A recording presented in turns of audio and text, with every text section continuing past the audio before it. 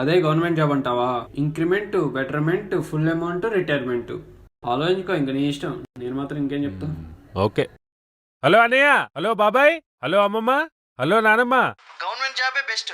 ఎందుకంటే ప్రైవేట్ వాడు కూడా గవర్నమెంట్ వాడికి ట్యాక్స్ కడతాడు. అందుకే గవర్నమెంట్ జాబే బెస్ట్. నా మాటనే గవర్నమెంట్ జాబ్ చేయి. అది అలా ఎవడెవడో చెప్పిన మాటలని గవర్నమెంట్ ఎగ్జామ్స్ రాద్దామని ఫిక్స్ అయ్యా. నువ్వు బాగా కష్టపడి చదివి గవర్నమెంట్ జాబ్ కొట్టావనుకో, అంతే, ఇక నీ లైఫ్ సెట్ అయిపోయినట్టే. ఈ మాటలు మీ జీవితంలో ఎన్నిసార్లు విన్నారో ఒక్కసారి గుర్తు తెచ్చుకోండి. ఖచ్చితంగా ప్రతి ఇంట్లో ఒక్కసారైనా ఈ డైలాగ్స్ వినే ఉంటారు, లేదా ఎవరో ఒకరు అనే ఉంటారు. ఎందుకంటే గవర్నమెంట్ జాబ్స్ మన ఇండియన్స్కి చాలా ఇష్టం. ఈ గవర్నమెంట్ జాబ్స్కి క్రేజ్ ఏ లెవెల్లో ఉందంటే నోటిఫికేషన్ పడడమే ఆలస్యం, అది ఏ పోస్ట్ అని కూడా పట్టించుకోకుండానే అప్లై చేస్తారు. ఉత్తరప్రదేశ్లో ప్యూన్ పోస్ట్కి పిహెచ్డి హోల్డర్స్ దరఖాస్తు చేసుకున్నారు. మరో సంఘటనలో సెక్యూరిటీ గార్డ్ పోస్ట్కి ఎంబీఏ చదివిన విద్యార్థులు దరఖాస్తు చేసుకున్నారు. ఇప్పటికీ కూడా చాలామంది స్టూడెంట్స్కి, ఆల్రెడీ వర్క్ చేస్తున్న ఎంప్లాయీస్కి డ్రీమ్ జాబ్ అంటే గవర్నమెంట్ జాబే. కానీ ఎందుకు? ఎడ్యుకేషన్ క్వాలిటీ బాగోదు అని గవర్నమెంట్ స్కూల్లో మన పిల్లల్ని మనం చేర్పించాము.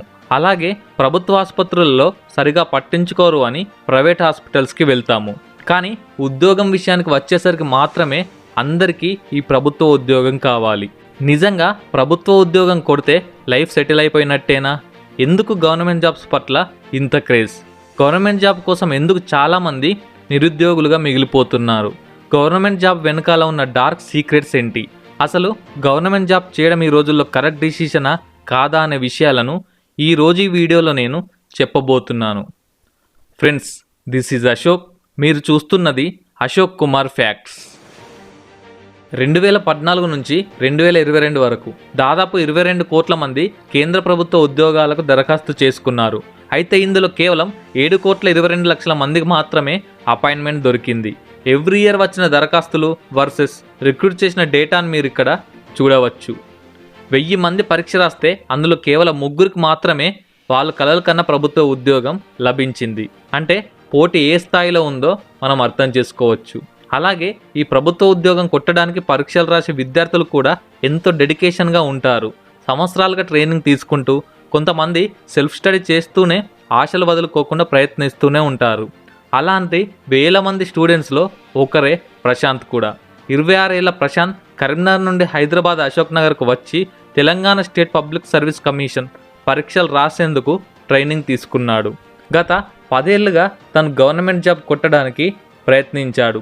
ప్రశాంత్ మాత్రమే కాకుండా కొన్ని లక్షల మంది తెలంగాణ నిరుద్యోగులు గత 15 సంవత్సరాల నుండి ఎంతో కఠినంగా గవర్నమెంట్ జాబ్స్కి ట్రై చేస్తున్నారు. కానీ ఏమైంది? టీఎస్పీఎస్సీ లీకేజ్ వ్యవహారం గురించి నేను చెప్పక్కర్లేదు. ఇది కేవలం తెలంగాణలో మాత్రమే కాదు, దేశంలోని చాలా రాష్ట్రాలలో ఈ పేపర్ లీకేజ్ వ్యవహారాలు జరుగుతూనే ఉన్నాయి. అయినా కూడా చాలామంది ఏళ్ళకి ఏళ్ళు గవర్నమెంట్ జాబ్ గురించి ట్రై చేస్తున్నారు. ఎందుకంటే ప్రభుత్వ ఉద్యోగం అంటే అంత పిచ్చి మన యూత్కి. దీనికి చాలా కారణాలు కూడా ఉన్నాయి. అందులో మొదటిది జాబ్ సెక్యూరిటీ అండ్ స్టెబిలిటీ. ఎప్పుడు రిసెషన్ వస్తే ఎప్పుడు జాబ్ ఊడిపోతుందో అన్న టెన్షన్లో ఉంటారు ప్రైవేట్ కంపెనీస్లో పనిచేసే ఎంప్లాయీస్. పనిచేసే ప్రైవేట్ కంపెనీ పరిస్థితి కొంచెం అటు ఇటుగా ఉన్నా చాలు, ఉద్యోగం ఎప్పుడు ఊడిపోతుందనే పరిస్థితి ఉంటుంది. అందుకే నిలకడలేని ఉద్యోగాలుగా ప్రైవేట్ ఉద్యోగాలని పరిగణలోకి తీసుకుంటుంది మన సమాజం. అలాంటి ప్రైవేట్ జాబ్స్కి బదులుగా ప్రభుత్వ ఉద్యోగాలకు సెక్యూరిటీ మరియు స్టెబిలిటీ ఈ రెండు దక్కుతాయని గట్టిగా నమ్ముతారు అందరూ. అందుకే పోస్ట్ ప్యూన్ అయినా గార్డ్ అయినా చదివిన చదువుకు సంబంధం లేకున్నా సరే దరఖాస్తు చేసి ఎంతవరకైనా వెళ్తారు. ఒక్కసారి ఈ గవర్నమెంట్ జాబ్లోకి అడుగు పెట్టామా, ఎంట్రీ తప్ప ఎగ్జిట్ లేని జాబ్గా అయితే ఈ గవర్నమెంట్ జాబ్ని పరిగణలోకి చేయడం వల్లనే ఇప్పుడు ఇంతమంది ఈ జాబ్స్ వెనకాల పడ్డారు. ఇక second reason work hours and balance. ఈ పాయింట్ మీకు ఎక్స్ప్లెయిన్ చేయడం కన్నా ఒక చిన్న సినారియోతో చెప్తాను, మీకే అర్థమవుతుంది. అఖిల్ ఒక ప్రైవేట్ కంపెనీలో పనిచేస్తున్నాడు. వారానికి 3 రోజులే ఆఫీస్కి వెళ్ళాలి, మిగతా 2 రోజులు వర్క్ ఫ్రమ్ హోమే. కానీ ఎప్పుడు చూడు ఆ ల్యాప్టాప్తోనే కుస్తీ పడతాడు. ఆఖరికి తిండి కూడా దాని ముందే కూర్చొని తింటాడు. కొన్ని రోజులైతే దాదాపుగా 14 గంటల పాటు డ్యూటీ చేస్తూ అలసిపోయి ఉంటాడు. ఇటు చూస్తే శ్రీనివాస్ ఒక ప్రభుత్వ ఉద్యోగి. వారానికి 6 రోజులు పనికి వెళ్ళాలి, కానీ ఖచ్చితంగా 6ంటికైతే ఇంటికి వస్తాడు. భార్య పిల్లలతో టీవీ చూస్తూ తన సాయంకాలాన్ని సరదాగా గడుపుతూ ఉంటాడు. సో అర్థమైందనుకుంటా ప్రైవేట్కి గవర్నమెంట్కి వర్క్ అవర్స్ అండ్ బ్యాలెన్స్లో ఉండే తేడా. ఈ తేడా గురించి గమనించిన వాళ్ళు వాళ్ళ లైఫ్ ప్రశాంతంగా ఏ ఒత్తిడి లేకుండా ఉండాలంటే ఖచ్చితంగా ప్రభుత్వ ఉద్యోగం కొట్టాలన్న ఉద్దేశంతో జాబ్ కొట్టడానికి పట్టువదలని విక్రమార్కుల్లాగా ప్రయత్నిస్తూ ఉంటారు. అయితే అన్ని గవర్నమెంట్ జాబ్స్ ఇలానే ఉంటాయా అంటే లేదు.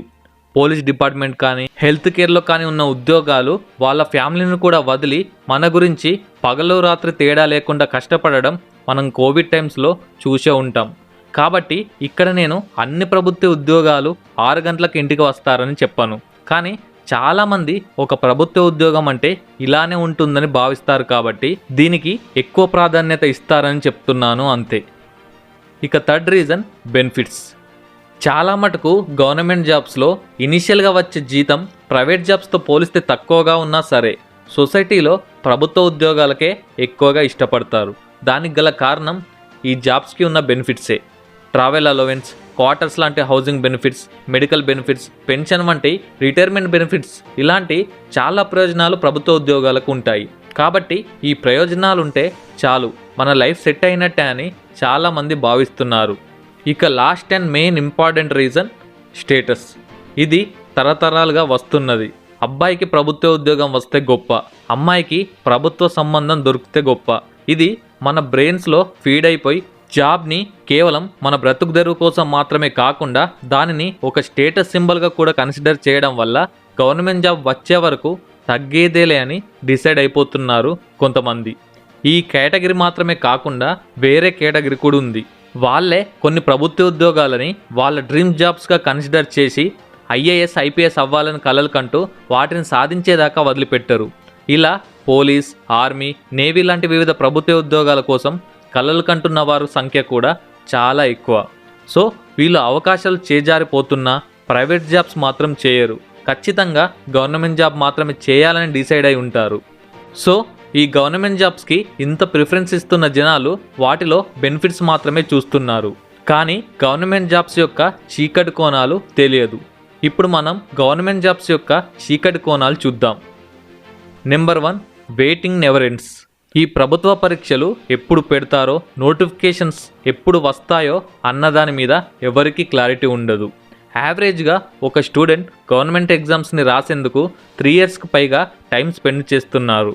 ఇది కేవలం యావరేజ్ మాత్రమే. 10 ఏళ్లకు మించి ఎగ్జామ్స్కి ప్రిపేర్ అవుతున్న వాళ్ళు కూడా చాలామంది ఉన్నారు. ఇది వరకు మనం మాట్లాడుకున్న ప్రశాంత్ అనే అబ్బాయి అలాంటి ఒక స్టూడెంటే. కాకపోతే ఎగ్జామ్స్లో ఫెయిల్ అయ్యో లేక టాలెంట్ లేకో 10 ఏళ్ళుగా ప్రిపేర్ అవ్వలేదు. నోటిఫికేషన్స్ లేక అసలు ఎగ్జామే పెట్టక ఇంకా ప్రిపేర్ అవుతూనే ఉన్నాడు. 2014 నుంచి తాను ఈ ఎగ్జామ్స్కి ప్రిపేర్ అవుతున్నాడు. అయినా కూడా 2024 వరకు గ్రూప్ 1 కానీ గ్రూప్ 2 నోటిఫికేషన్ల మాటే లేదని అంటున్నాడు. ఇలా ప్రభుత్వాలు వాళ్ళకు నచ్చినట్లుగా పరీక్షలని వాయిదా వేసుకుంటూ ఉంటే వేరే పని చేసుకునే వాళ్ళ సంఖ్య పక్కన పెడితే కేవలం గవర్నమెంట్ జాబ్ కొట్టాలనే ఉద్దేశంతో ఉండే వారి పరిస్థితి ఏంటి? వాళ్ళు ఎలా బతకాలి? Second reason unemployment. గవర్నమెంట్ జాబ్స్కి అయ్యే ప్రిపరేషన్ మన దేశంలో నిరుద్యోగంకి కూడా ఒక విధంగా కారణమవుతుంది. యూత్ అంతా తమ విలువైన సమయం మొత్తం ఈ గవర్నమెంట్ జాబ్స్ యొక్క ప్రిపరేషన్స్కే సరిపోతుంది.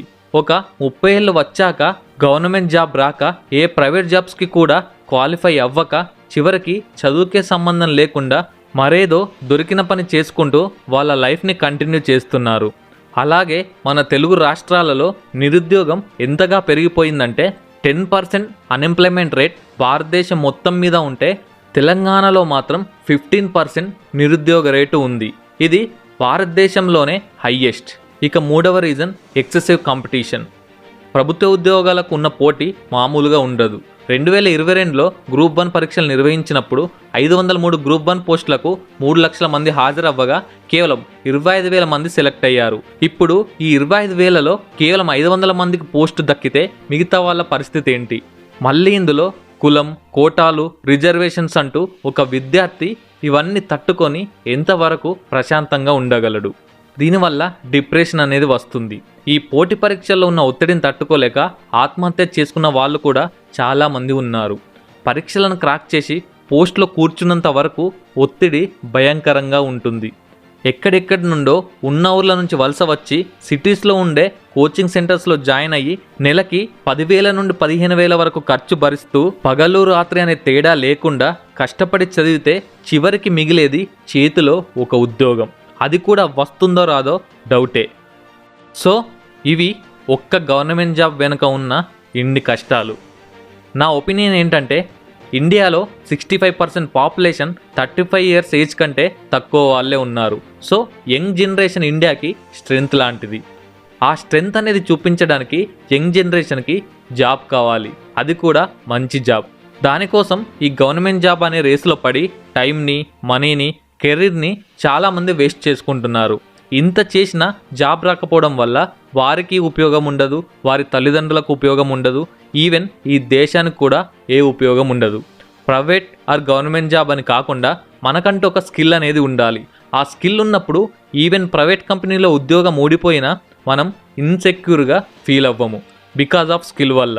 సో చాలామంది గవర్నమెంట్ జాబ్ కోసం కష్టపడితే ఆ తర్వాత కష్టపడాల్సిన అవసరం ఉండదని అనుకుంటున్నారు. జాబ్ అంటేనే కష్టపడడం, రిలాక్సేషన్ దేనిలోనూ ఉండదు. మనం ఎప్పటికీ ఈ లైఫ్లో సర్వైవ్ కావాలంటే ఖచ్చితంగా మనకంటూ స్కిల్ ఉండాలి, కష్టపడాలి. సో మనకంటూ ఇన్సెక్యూరిటీ ఉండకూడదు, అంటే మన మైండ్లో సెక్యూరిటీ ఉండాలి, అదే స్కిల్. ఈ విషయాన్ని గవర్నమెంట్ జాబ్కి ప్రిపేర్ అవుతున్న వాళ్ళు, వాళ్ళని ప్రిపేర్ చేపించే పేరెంట్స్ మర్చిపోతున్నారు.